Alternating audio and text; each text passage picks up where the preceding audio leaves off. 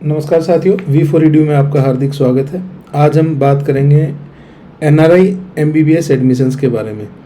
तो एक जो जनरल क्वेश्चन जो सबके माइंड में आता है, बहुत से लोग हैं जो इंक्वायरी करते हैं इस चीज़ की कि NRI क्या होता है। भाई कुछ क्वेश्चंस होते हैं लोगों के जो आते हैं तो पूछते हैं या फिर फ़ोन पे वो डिस्कस करते हैं कि सर ये क्या है, बताइए ज़रा सा। तो पहला क्वेश्चन तो यह था कि NRI जो है वो कौन वो NRI होते हैं, और MBBS में NRI कोटा का क्या मतलब है। दूसरा, कौन कौन से स्टेट्स में MBBS में NRI कोटा अवेलेबल है।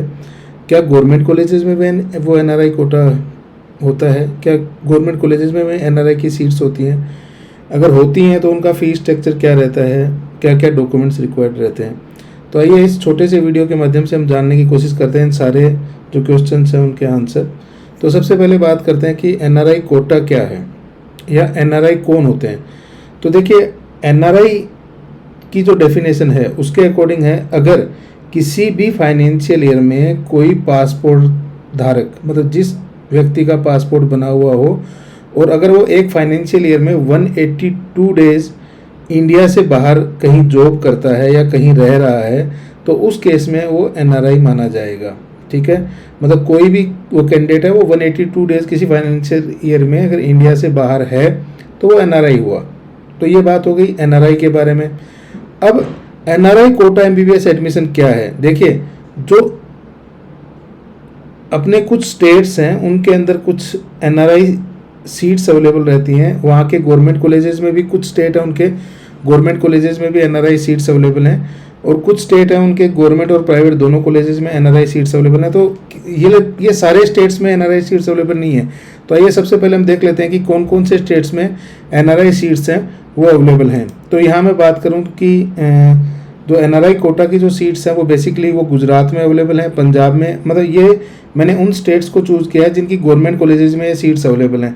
हालांकि हर स्टेट के हिसाब से नॉर्म्स अलग अलग है, लेकिन अगर मैं देखूं तो सबसे पहले मैं बात करूं वो गुजरात की, पंजाब, हरियाणा, राजस्थान यहाँ पे सबसे ज़्यादा सीट्स अवेलेबल है राजस्थान के अंदर, ये हिमाचल प्रदेश और पुडुचेरी।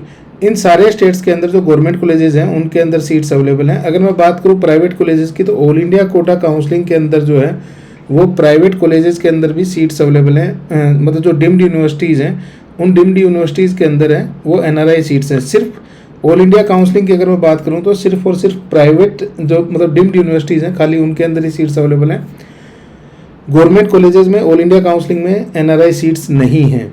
सिर्फ एक एम्स एक ऐसा अपवाद है जिसके अंदर की NRI सीट है, वो भी एक स्पेशल कैटेगरी की NRI सीट्स है। वो कॉमन जो NRI वाला कोटा है उसमें नहीं लगता है। उसके लिए ज़रूरी है कि एम्स में अगर आप NRI सीट्स चाह रहे हैं तो उनमें ज़रूरी है कि स्टूडेंट है वो खुद NRI होना चाहिए, मतलब कि वो बाहर उसकी जो वो 10th और 12th है वो दोनों आउट ऑफ इंडिया से होना चाहिए। ये बेसिक क्राइटेरिया वहाँ पर एम्स के अंदर है। बाकी सारों में वो क्राइटेरिया हर स्टेट के अंदर है, वो वेरी करता रहता है।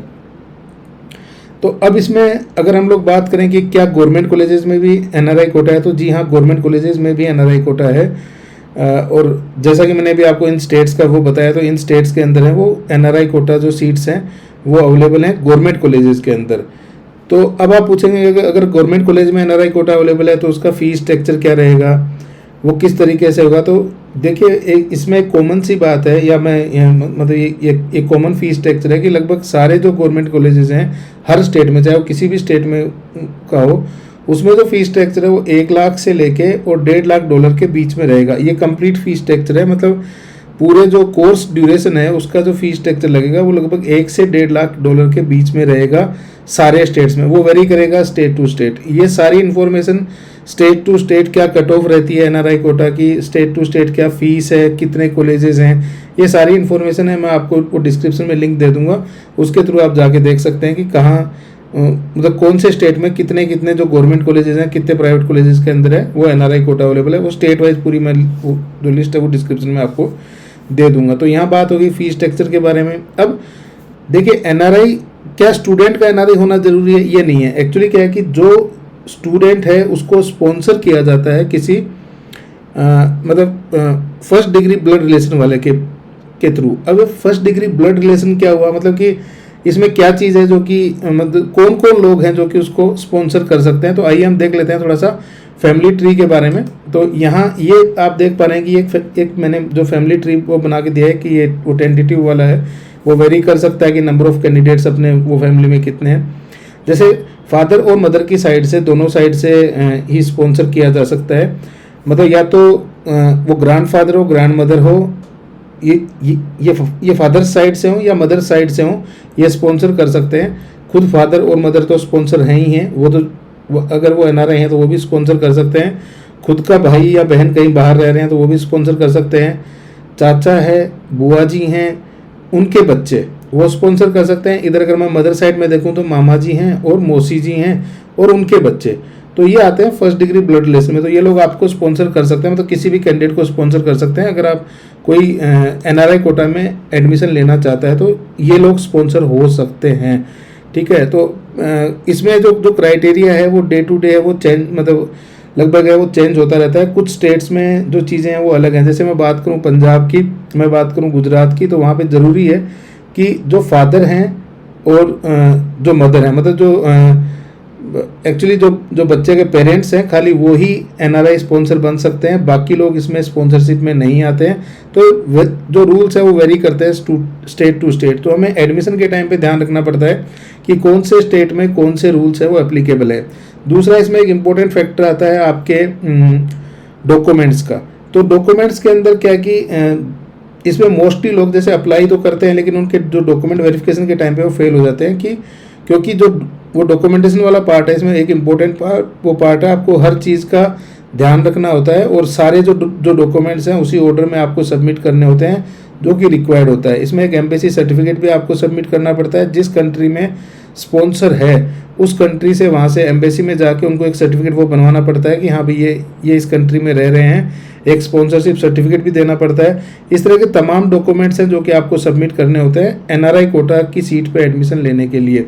तो यहाँ पर डॉक्यूमेंटेशन में जो सावधानी है वो बरतनी जरूरी है, क्योंकि आप मान के चलिए कि लगभग हर स्टेट के अंदर जो डॉक्यूमेंट रिजेक्शन का रेशियो है वो बहुत ज़्यादा रहता है।